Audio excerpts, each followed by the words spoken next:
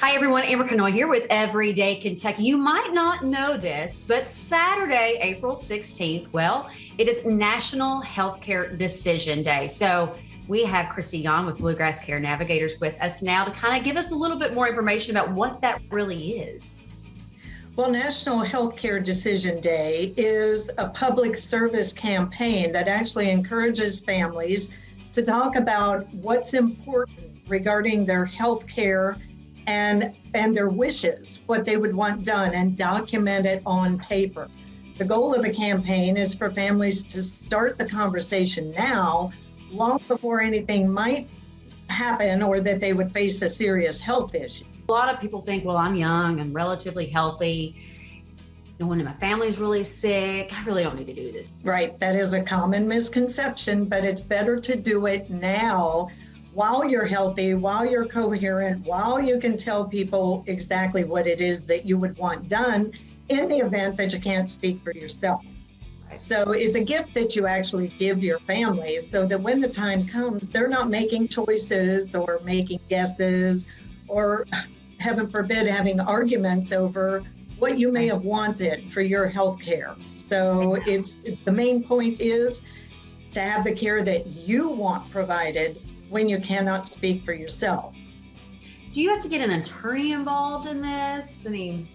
No, absolutely not. There are two forms that we primarily use in Kentucky.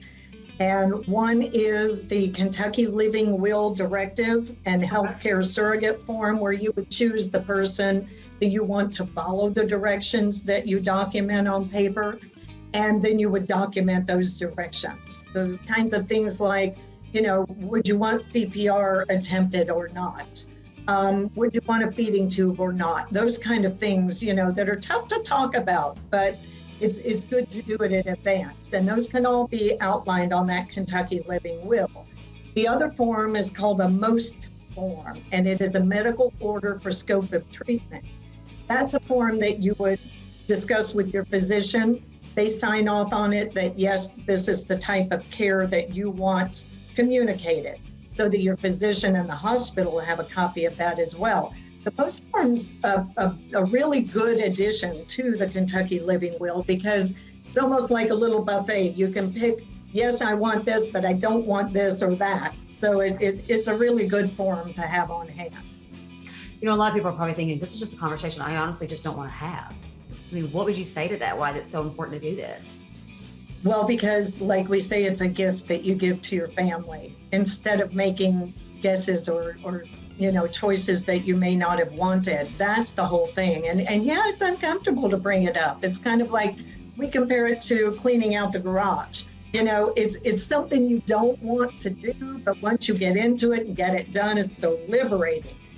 So get the papers done now and, just revisit them every now and then. And, the hard part's done. You say revisit them. That brings up a good question. If your desires on what you want to have happen changes, how do you go about that? Well, you just change the form and rip up the old ones, and then be sure that you give copies to the people who need them, primarily your healthcare surrogate, and to your physicians and any other friends or family that may need them.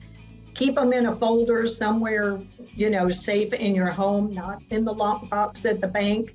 Make sure your surrogate knows how to get to them, where they are, and it's wise really to revisit them annually.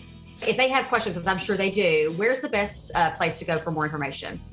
They can visit our website, which is www.bgcarenav.org, and look for those forms under Advanced Directives.